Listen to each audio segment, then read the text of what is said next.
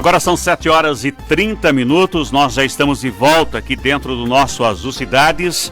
E para você que está acompanhando aqui no Facebook, já vou dividir a tela aqui com a professora, vereadora Juliana, do município de Americana. Prazer imenso recebê-la aqui mais uma vez, viu, Juliana? Tudo bem contigo?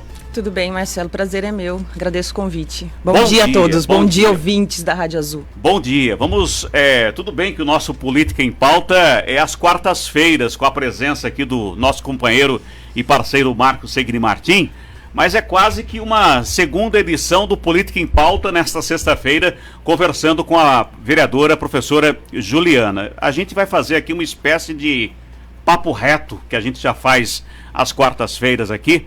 Eu queria entender um pouquinho o que acontece com essa Câmara Municipal de Americana. A gente tem criticado o posicionamento político e a falta de fiscalização que muitas vezes acontece envolvendo a Câmara, o Poder Legislativo americanense. Vereadores, quase que na totalidade, não é o caso da vereadora Juliana, me parece que tem preguiça de fiscalizar o Poder Executivo. Paralelo a isso, se cria uma prática adotada, como muito não se via em câmaras municipais, a onda de homenagens. Homenagens para lá, abraços para cá, a secretários, as divisões das repartições públicas da Prefeitura de Americana. Uma relação bastante complicada no que se refere à ansiedade que a população tem do lado de cá, esperando que seja feito um trabalho de fiscalização. Não bastasse tudo isso, Juliana, vereadores que entram um tanto quanto na contramão dessa história toda, sofrem uma espécie de fritura, por parte, inclusive, de órgãos de imprensa. Está cheio de portais, sites, emissoras de rádio, que fazem um trabalho seguinte: se vereador for na contramão do que o Poder Executivo quer, vamos fazer uma espécie de fritura a eles. Dá para falar o que realmente acontece por detrás desses bastidores políticos e que, inclusive, você vem criticando e apontando também nas suas redes sociais, Juliana? Marcelo, olha, uma perguntona, né, a que você fez aí é aquela coisa, a gente consegue fazer uma avaliação daquilo que está público. E o que está público? Exatamente essa conduta, né, ali no parlamento, aqui na nossa cidade, de uma maior parte dos vereadores estarem bem comprometidos com a prefeitura no sentido de valorizar as ações positivas da prefeitura, e até aí não teria nenhum problema realmente, porque eu acredito que a ação do vereador, da vereadora, tem que ser ali uma ação de autonomia e de independência. Então, em tese, isso não teria nenhum problema. O que a gente vê é que é uma linha de trabalho que não permite muito a crítica, né? Então, você vê que são falas elogiosas, são muitas homenagens, são moções, né? Outro dia, acho que foi aqui no programa mesmo, no momento que vocês fazem a discussão, no dia seguinte da sessão, onde se colocou ali uma série de moções, e a gente costuma votar favorável para essas homenagens, eu acho que até por uma razão muito óbvia, né?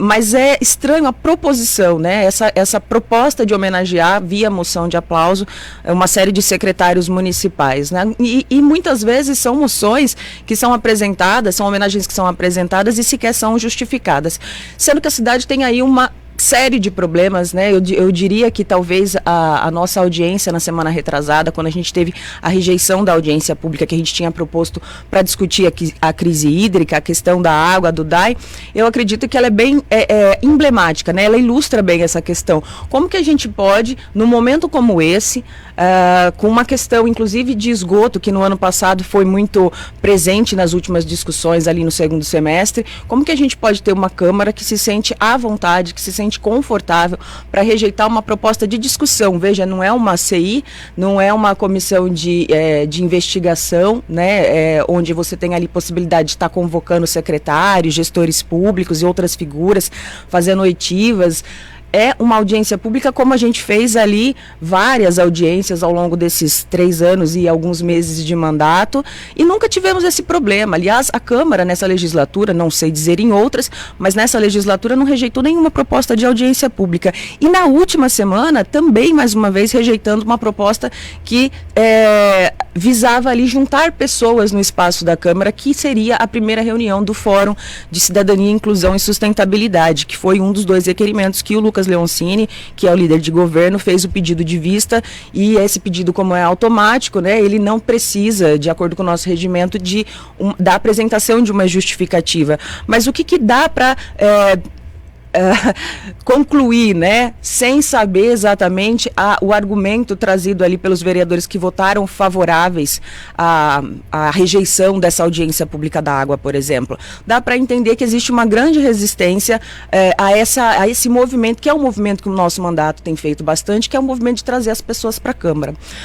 E existe essa resistência em fazer discussões que são as discussões mais urgentes da cidade e, portanto, tem um impacto diferente, né? E eu acho que muito óbvio, eu acho que é da democracia que isso aconteça realmente, porque as pessoas vão passar aí uma legislatura, um mandato, uma gestão, avaliando o impacto daquela gestão no dia a dia, né? Na qualidade de vida das pessoas. Então, nada mais justo do que fazer essa discussão. A Câmara não pode parar em ano de eleição, só porque, como disse lá o Lucas Leoncini, só porque é um assunto delicado, né? Ele usou essa palavra, é um assunto delicado, é problemático. É problemático para quem? Para a população e para o prefeito. Aí, por ser problemático para o prefeito, então nós não temos que discutir isso em audiência pública. Me parece, assim, no mínimo distorcido, né? Para alguém que está num cargo em tese, que está ali representando o interesse do povo. Eu acho que essa conduta não representa em nada o interesse do povo, representa muito mais o interesse de manutenção de poder dessa gestão que está aí.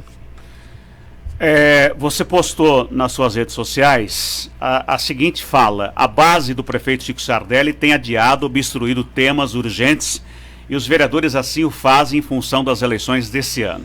Se utilizam de recursos protelatórios com o único objetivo de dificultar a aprovação de proposituras importantíssimas para o debate público da nossa cidade. Você citou a questão do boicote à audiência pública proposta pela crise hídrica, mas também está ocorrendo uma praxe de adiamento dos requerimentos. Isso. Pelo que eu saiba, requerimento, quando o vereador protocola os pedidos de informações, tem o interesse da população por detrás do vereador.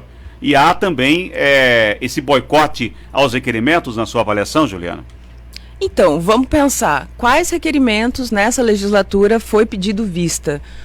Olha, de memória, assim, podendo errar por muito pouco mesmo, o que eu me lembro foi um requerimento no primeiro ano do mandato, de minha autoria, sobre questão da qualidade do ar, e era inclusive um requerimento que tinha a ver com reclamação do pessoal ali do Nações, do Jaguari, né, que recebe o impacto inclusive da emissão de poluente da Suzano. O nosso requerimento citava um pouco isso, então na época foi pedido vista desse requerimento. Na verdade, esse requerimento não foi nem vista, viu, Marcelo, corrigindo, ele foi rejeitado mesmo. Então, sim, foi o primeiro requerimento nosso rejeitado.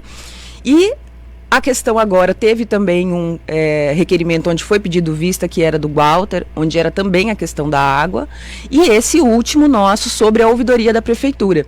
Porque a gente recebeu essas demandas, né, relacionadas a condutas que vão no sentido de orientar o cidadão a desistir da reclamação. Então a gente quer investigar isso, a gente quer entender se isso está acontecendo, como está acontecendo, o que pode ser feito para que deixe de acontecer, né, porque essa é a função da ouvidoria, justamente acolher a demanda do cidadão.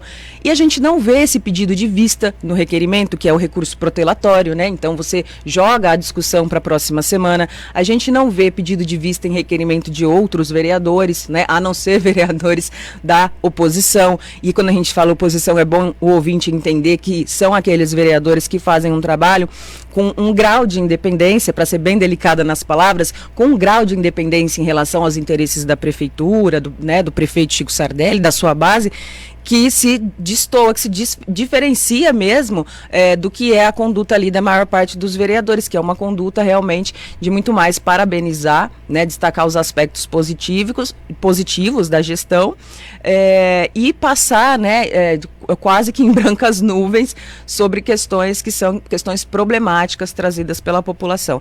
Isso a gente vê muito. Então eu acredito que talvez seja aí uma orientação mesmo, né, dessa base do prefeito, no sentido de arrefecer, né, de esfriar algumas ações, e aí não é uma coisa que eu estou concluindo da minha cabeça. Eu achei muito, como que eu diria, ousado, mas também muito surpreendente que o líder de governo colocasse ali na sessão, quando ele propôs rejeitar, e aí venceu essa rejeição, né? A nossa audiência, ela de fato, ela foi rejeitada no plenário, a nossa proposta, mas eu achei surpreendente ele colocar claramente, né, com todas as letras, que o principal argumento para não discutir a água em audiência pública era justamente o fato de ser ano eleitoral, e isso poderia prejudicar o prefeito. Ele não falou prejudicar o prefeito, ele falou usar como palanque eleitoral. Ora, palanque, palco, exposição, né? Exposição, só que a gente não está falando de exposição das preferências pessoais do prefeito.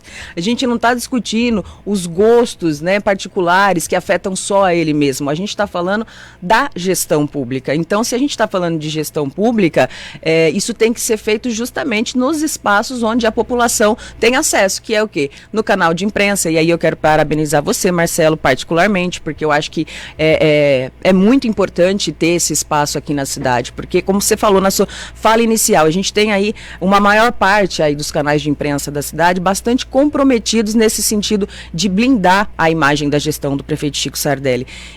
Mas a gente precisa trazer a população para esses espaços, a gente precisa fortalecer os espaços onde a coisa vai poder ser discutida junto com a população, né? Sem essas amarras aí, sem esses interesses que muitas vezes não estão totalmente claros para a população. Quando você coloca aí a questão de vereadores da oposição, e você explicou aí na sua fala, para a população entender o que são os chamados vereadores de oposição, hoje nós teríamos aí esses vereadores que são considerados inclusive independentes pela vereadora Juliana, a própria vereadora Juliana, depois temos o doutor Daniel, o Walter Amado, e eu acho que paramos por aí, né? São os três. Às vezes a gente tem algumas considerações importantes também do Wagner Malheiros, no sentido de questionar a administração, e é só o que a gente observa. Quando entra nessa questão da imprensa, é uma situação até um tanto quanto delicada para mim, porque aqui eu tenho que tomar um cuidado muito grande com a ética profissional e com a ética de jornalismo. Quer dizer que nós somos os únicos certos que fazemos o trabalho de comunicação e excelência na cidade americana. Não. É que a gente dá espaço, e aí que a Juliana cita o nosso trabalho, a esses vereadores que muitas vezes não têm espaço em outras mídias. Se você observar, todas as vezes que o nome da vereadora Juliana, do Walter, do doutor Daniel, é citado na maioria dos órgãos de imprensa, é para fazer um trabalho de sangria, de poder realmente colocá-los em situações difíceis e de poder, através de uma manchete, poder até, na tentativa de ridicularizá-los diante da ação que eles fazem no município de oposição. É essa a realidade. O Walter, a Juliana, o doutor Daniel, você ouve eles falarem aqui na Rádio Azul. Não ouve praticamente em nenhum outro lugar, em nenhuma outra mídia. Se tem pessoas que os entrevistam, de repente eu posso até me enganar aqui, que não seja exclusividade da Rádio Azul. Então, quer dizer, há uma blindagem. Quando você cita a questão da blindagem, vai mais além, não é só blindar. É tentar colocar vocês que fazem esse trabalho de oposição numa situação difícil perante a opinião pública. Aí uma questão sua, se cria manchetes enormes para poder tentar de alguma forma prejudicar o seu mandato, né, Juliana? Cabe essa reflexão aqui.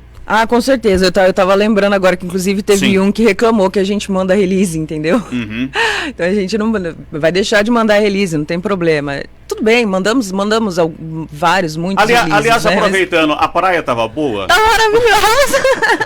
Porque até nesse ponto, esses dias eu vi um colega questionando a sua ida para a praia. Eu falei, caramba, mas porque ela é vereadora do município, ela não pode tirar uns dias para ir na praia, não pode ter um dia de folga, não pode ter um dia de lazer, porque você publicou nas suas redes sociais, esse nobre colega jornalista questionou a sua presença na praia, mas estava boa a praia. Estava maravilhosa, e assim, aí, quando eu vejo essas coisas, eu não sei se eu rio ou se eu choro, né? Porque a gente chora porque é o que a gente não espera da imprensa.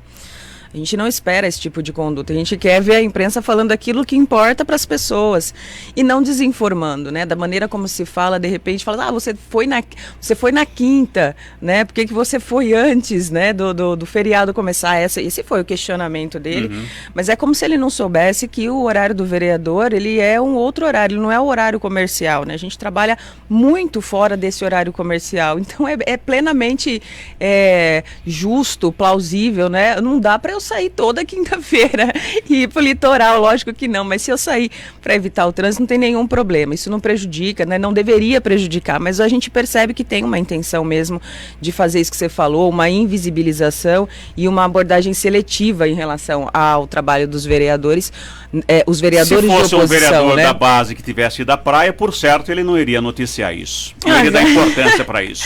Não. É assim, um critério muito arbitrário, né? Do que deve ser notícia e do que não deve ser notícia. Então, assim, para os vereadores da oposição tem sido muito mais difícil tornar público, né? Tornar visível o trabalho que a gente tem feito pela cidade, até por essa atuação enviesada da imprensa, como você falou.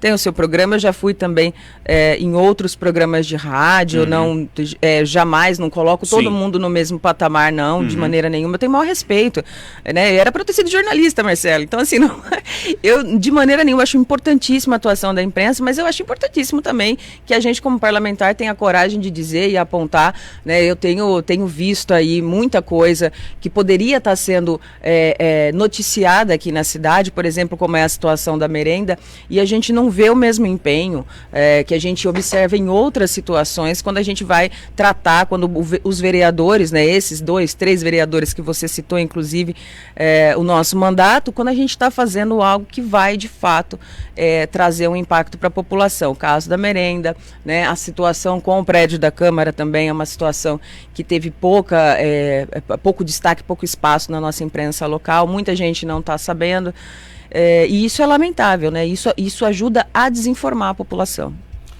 E nesse contexto de desinformar ou informar a população, como é que você encara o papel da sociedade que está acompanhando tudo isso?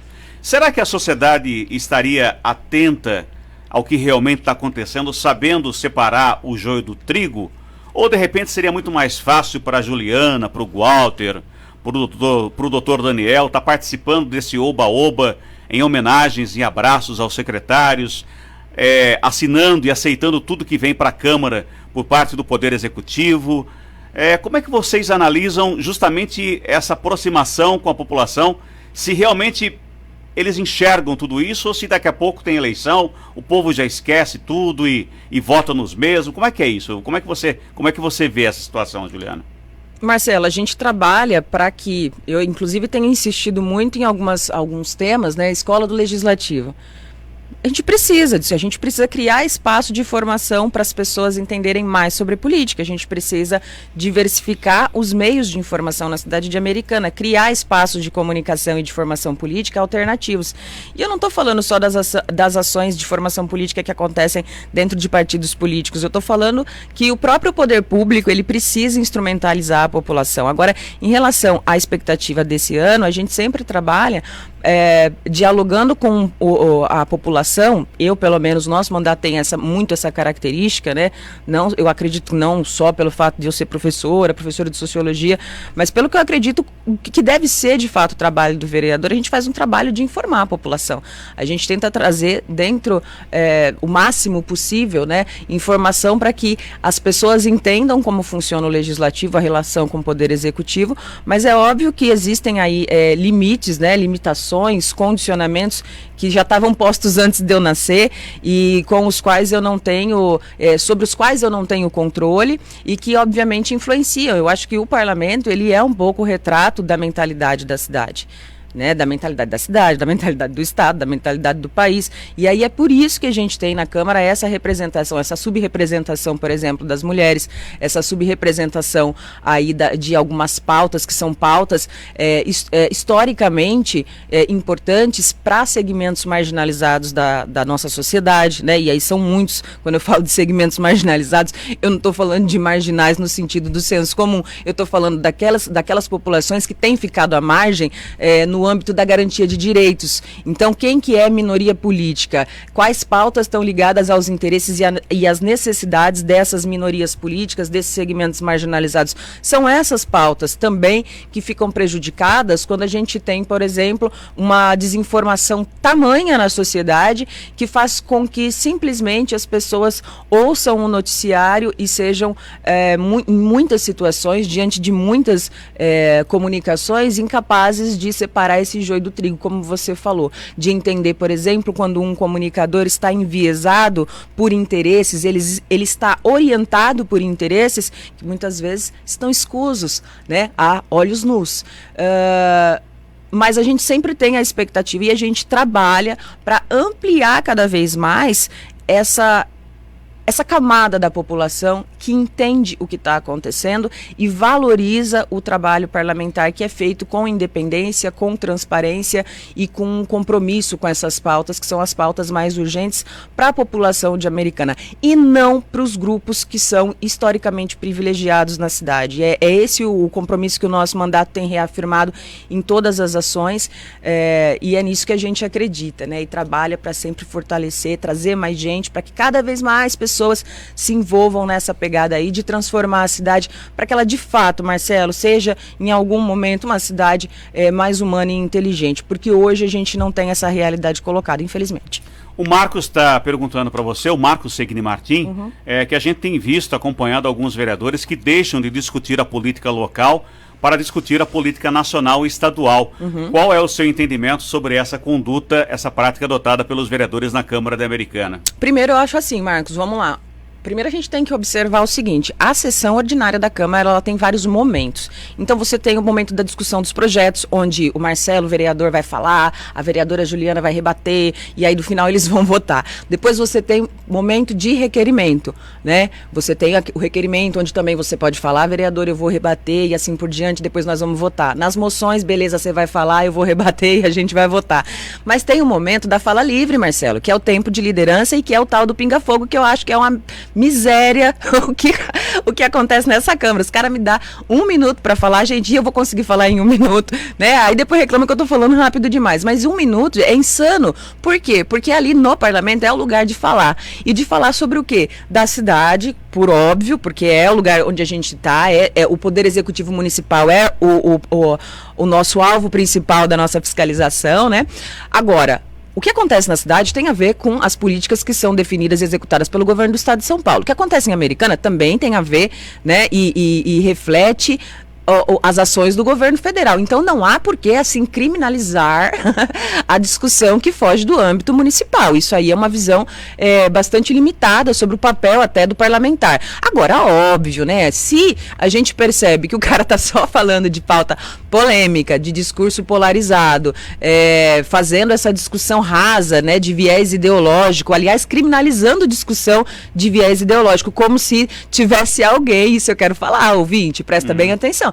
Toda vez que você vê alguém falando assim, porque tá falando com ideologia, meu amor, todo mundo fala com ideologia. A hora que você acordou, você já está impregnado de ideologia. Você talvez só não saiba, não tenha consciência plena de quais ideologias fazem parte do seu repertório. Mas isso é um outro papo, né? E eu sei que a maior parte das pessoas não tem de fato essa consciência. Mas um parlamentar é natural que ele entenda essa dinâmica da formação ideológica de cada um como algo inevitável, né? Então não há parlamentar limpinho de ideologia, né? Não existe isso. E toda vez que a gente tem um parlamentar tentando se colocar nessa maneira isenta, neutra, eu sou um cara que cuida de todo mundo, eu não tenho lado A nem lado B. Gente, isso é uma dissimulação perigosíssima, né? Porque toda vez que você tem essa postura de neutralidade, você pode desconfiar, porque o mundo não é neutro, o mundo é permeado de conflitos. E uma pessoa que diante do conflito, que diante da divergência, tenta se colocar numa posição de neutralidade, ela está no mínimo dissimulando a realidade. E aí, meu bem, não é bom confiar.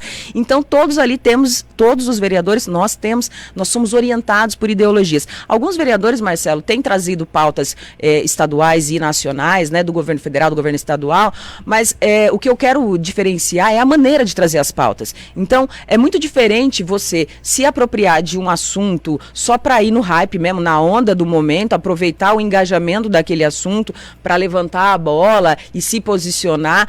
Olha, se é um assunto que impacta muito na vida da população, acho que vale a pena se posicionar assim.